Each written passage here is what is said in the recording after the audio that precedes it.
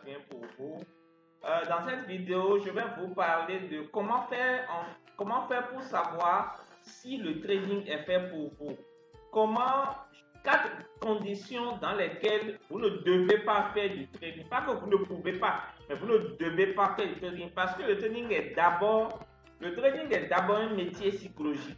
D'accord, qui fait intervenir la psychologie parce qu'il y a parce qu'on parle d'argent.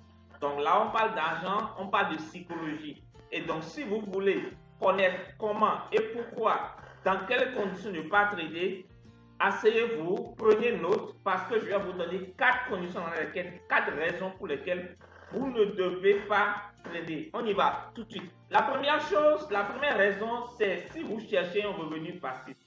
Si vous cherchez un revenu passif, ce n'est pas conseillé pour vous de trader. Pourquoi? Parce que le trading n'est pas un revenu passif. Un revenu passif, c'est quoi? Un revenu passif, c'est un revenu que vous gagnez sans faire beaucoup d'efforts, sans faire du tout d'efforts, sans grands efforts. Alors que il y a des business aujourd'hui qui vous promettent de gagner de l'argent sans faire d'efforts. Moi, perso, je ne crois pas à ça. Mais il y a des business aujourd'hui qui vous promettent de faire beaucoup d'argent sans faire d'efforts. Le problème, c'est que le trading demande du travail. Ça demande des mois d'entraînement, des années d'entraînement, du travail pour venir sur le marché. Chaque jour, chaque semaine, pour pouvoir trader. Et quand vous finissez d'être rentable, il faut maintenant analyser les graphiques, bâtir des stratégies pour faire évoluer votre trading. Bref, il y a plein de choses qu'il faut faire aujourd'hui pour pouvoir réussir en trading. Donc, le trading n'est pas un revenu passif parce que vous allez fournir un effort, un gros effort pour pouvoir devenir rentable, constant en trading. Ensuite, deuxième condition dans laquelle je ne vous conseille pas de trader, c'est que si vous avez des dettes et beaucoup de charges et qu'il vous faut une solution rapide, n'allez pas trader, ne faites pas du trading. Si vous vous reconnaissez dans ces conditions, le trading n'est pas fait pour vous parce que vous allez vous enfoncer davantage. Vous allez chercher à gagner vite.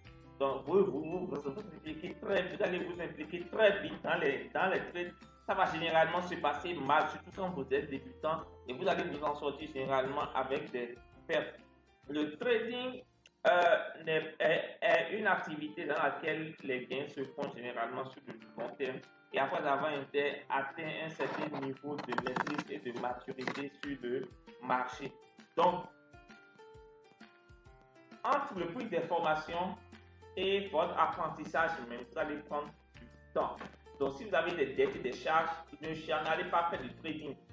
Deuxièmement, si vous détestez votre boulot et vous voulez quitter votre emploi, n'allez pas faire du trading tout de suite. Il y a des gens qui disent, ouais, demain, dans 1 mois, dans 3 mois, dans 6 mois, je vais démissionner. Pardon, ne démissionnez pas. C'est d'accord, c'est légitime de ne pas vouloir aimer son boulot.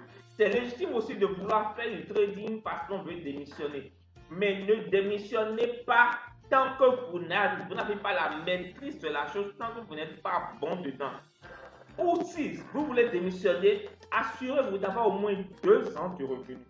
2 ans de revenus, de telle sorte que même si vous ne faites rien, pendant 2 ans, vous pouvez vivre décemment sans baisser votre train de vie. C'est très important. Le trading aussi peut avoir des résultats variables, ce qui fait que si vous comptez uniquement sur le trading pour pouvoir vivre après votre démission, du courage, vous me donnerez des nouvelles. Quatrième condition dans laquelle je ne vous conseille pas de faire du trading, c'est si vous cherchez uniquement de l'argent. C'est peut-être paradoxal, mais c'est vrai. Pour chercher de l'argent n'est pas mauvais en soi. Mais lorsque vous faites un trading pour gagner de l'argent, mais lorsque l'argent devient notre unique objectif, ultime objectif, unique but, ça pose un problème. Ça pose un problème parce que si vous n'aimez pas, si vous ne développez pas un certain amour pour le trading, vous ne pouvez pas durer dedans. Je dis toujours à mes étudiants, est-ce qu'un médecin, après qu'il commence nouvellement sa carrière de médecin, après un premier décès, démissionne, laisse le métier, démissionne et va faire autre chose? Non. Il continue. Pourquoi? Parce qu'il est venu à la médecine par passion. Parce qu'au-delà de l'argent, au-delà des personnes qui meurent, il y a d'autres qui sont sauvés, il y a d'autres qui aident à réussir et il y a d'autres qui progressent. Donc, si vous ne développez pas un certain amour, et le trading, c'est un jeu de spéculation. Et le trading, je vous promets une chose, ce n'est pas... Ça ne permet pas seulement de gagner de l'argent, ça permet de se planifier, ça permet d'avoir une bonne gestion de risque, d'accord? Ça permet de bien gérer le risque à son niveau, ça permet plein de choses, les amis. Donc, vous ne devez pas faire du trading uniquement pour de l'argent. Voilà les 4 conseils que j'ai pour vous dans cette vidéo. J'espère que ça vous a été utile. Si ça vous a été utile, faites une chose, partagez cette vidéo à 10 personnes. Likez la vidéo, mettez-moi un commentaire en bas, abonnez-vous à la chaîne si ce n'est pas encore fait. Et moi, je vous donne rendez-vous dans Ma vie est une bénédiction. Un enfant de Dieu ne peut jamais échouer. Moi, ma vie est une bénédiction. Un enfant de Dieu ne peut jamais échouer. Saga Junior. La vie a changé. Aujourd'hui, j'ai triomphé. La vie a changé. Aujourd'hui, j'ai triomphé. Autre Mathieu Pignon. La victoire!